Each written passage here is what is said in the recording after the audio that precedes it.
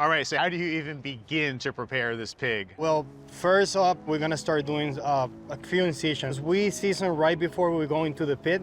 We wanna make sure that we can distribute the seasoning equally all around the pig. And you're seasoning the inside of the pig here, is that And we're correct? seasoning the inside of the pig because we're cooking with direct high heat. If we season the outside, that will burn. You want a nice crispy skin. And I've had Filipino lechon, I've had porchetta, but what makes Puerto Rican lechon special? Well, for me, I would say it's the best because basically this is a tradition that I grew up doing. My great-grandfather used to be the pig master back home, and we try to carry on the recipe and the tradition here. We start by having a very traditional seasoning: fresh garlic, dry oregano, fresh pepper, and salt. Well, this is a beautifully seasoned pig, but what does it take to get this onto that? Oh, we're about to show you right now.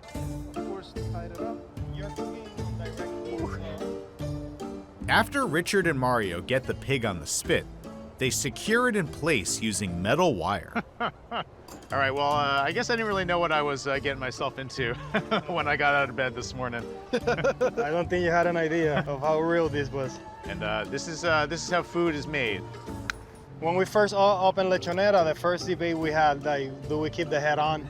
Yes or no, because it's gonna be a little bit difficult for some people. But actually, when we opened, we had a lot of people requesting to get the head. We also have customers that call early in the morning, hey, can you save the head? I'm going today. Wow. All right, so there's a part of the pig for everybody. Yes, sir. There is. So now the pig is ready to go on the pit. So you ready? Let's do it. All right. So now we're taking it to the pit. Richard's gonna go on the other side right now, and then he's grabbing it. Ready to go. That's it. Turn it on. Then the machine does the work. Yeah, the machine does the work. We already have one going because we want to eat some point today. And then we're gonna baste it. What we use is annatto seed oil. We cook the annatto seeds in olive oil and avocado oil. Every hour, we're constantly basting the pig.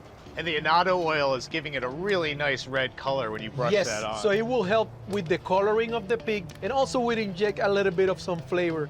When we get old people here and they try it, they're like, oh, did you put annatto seed? And we're like, okay, so it They gives know. they know exactly. And then something we also do is for younger generations, we do some what we call perniles, because the younger generations, they don't want the whole pig. As part of our menu today, we got Chinese barbecue pork. That's not anything traditional out of Puerto Rico, but it's one of Richard's favorite dish. It's very common in some takeouts in Puerto Rico. And then we got some pumpkin that we're roasting and some pineapples. Wow. And then obviously you got to be working this fire, making sure the right temperature all the time. Absolutely. That's actually the hardest part. That's what people tend to not doing it. It takes 6 hours, so you're constantly feeding fire.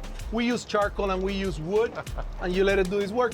Well, on a day like today, standing right here is a welcome. Trust me, in the winter is very, very, very important. It's the thing that keeps us warm. Just like it's keeping these pigs nice and warm. Yeah, absolutely. So we already based the pig. We're gonna add some charcoal. We're gonna close this bad boy out, and then we're gonna go cook some rice.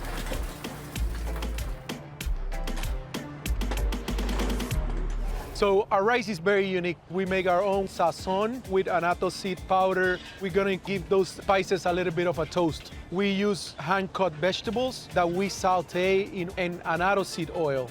We're gonna incorporate the gandules into the pot. And then what is very unique is we deglaze with Puerto Rico beer. And then we let the alcohol cooks. Then we take some of the water that we use for the gandules. We add saffron. When we boil that for a couple minutes, we're gonna add the rice. We're gonna start mixing and mixing and mixing. When we see it that is pretty much dry, we're gonna cover it with banana leaves, cook it for like 35 to 45 minutes, and all our herbs get added to the end. It's gonna add more freshness to the rice. So while this rice is cooking, we cannot forget about the main thing here.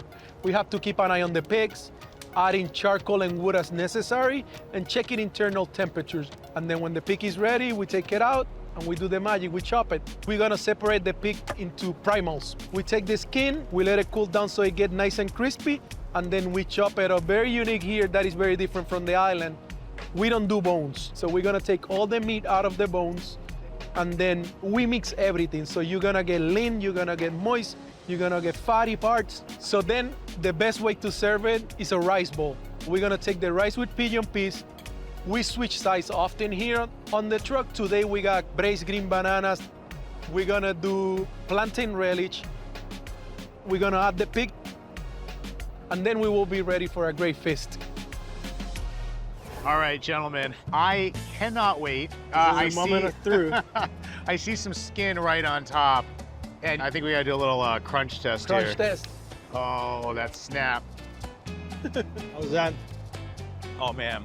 I don't want to say too much yet because I want to go in for some meat, but even in that one bite, nice herbal flavors. And you didn't even rub the outside of the skin. Not at all. But I got to go in and try some of this meat as well. Sure, let's see, let's see. Use your hands, brother. Yeah. That's how you eat. No more knife and fork, come on. Let's do the this. one. Ain't that right? All right, where have you guys been my whole life? That is incredible. Just perfectly seasoned. And of course the smoke. Lots and lots of smoky flavor. It just warms and fills you, which I really needed today. And like any good kind of fatty pork dish, you need a little vinegar to cut it with. I'm guessing that's what's in here.